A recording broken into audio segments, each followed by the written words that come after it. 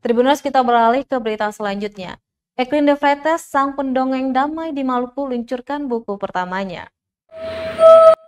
Setelah 3 tahun mendongeng damai di berbagai wilayah di Maluku, Eklin Amtor de Freitas, pendeta muda sekaligus ventriloquist atau seniman suara purut, akhirnya meluncurkan buku pertamanya. Peluncuran buku yang diberi judul Mari Belajar Mendongeng Kisah-Kisah Damai itu digelar di salah satu kafe di Jalan W.R. Supratman, Tirimau, Kota Ambon, Sabtu 31 Juli 2021 sore.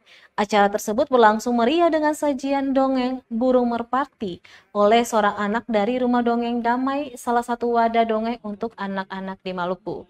Dodi dan Dodo, boneka yang dipakai untuk peraga dongeng, pun tampilkan di depan hadirin dari sejumlah komunitas serta para anak peminat dongeng. Sebuah pertunjukan boneka bertemakan dongeng damai juga ditampilkan dalam acara tersebut. Eklin juga menceritakan sedikit tentang pengalamannya memulai mendongeng damai di bumi raja-raja.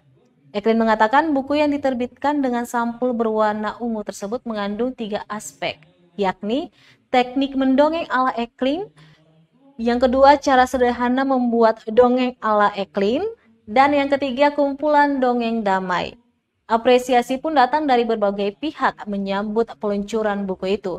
Pendongeng nasional Ria Enes dengan bonekanya yang legendaris Susan juga turut memberikan ucapan selamat. Peluncuran buku itu sendiri dihadiri Kepala Dinas Perpustakaan dan Kearsipan Provinsi Maluku, Dani Inde. Siapa di sini yang suka mendengar dongeng ya? Tidak sedikit ada anak-anak yang mengingat-ingat kebaikan ini harus tetap dihidupkan kembali. Dan saya berharap dengan buku ini budaya itu bisa dihidupkan kembali. Oke, baik. Ada Bapak Kadis Perpustakaan. Selamat sore, Bapak.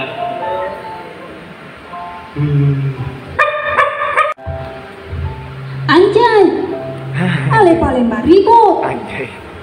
Mengganggu saja. Oh, ini beta ada latihan menggonggong. Ya Tuhan, Bet baru tahu kalau jadi anjing jual harus latihan gonggong lain. Bahkan dalam beberapa kali mendongeng, ketika saya di awal mendongeng itu tanyakan kepada anak-anak, siapa yang di sini sudah pernah dengar dongeng, atau siapa di sini yang suka mendengar dongeng ya? Tidak sedikit ada anak-anak yang mengingat-ingat kebaikan ini harus tetap dihidupkan kembali. Terima kasih sudah nonton. Jangan lupa like, subscribe, dan share ya.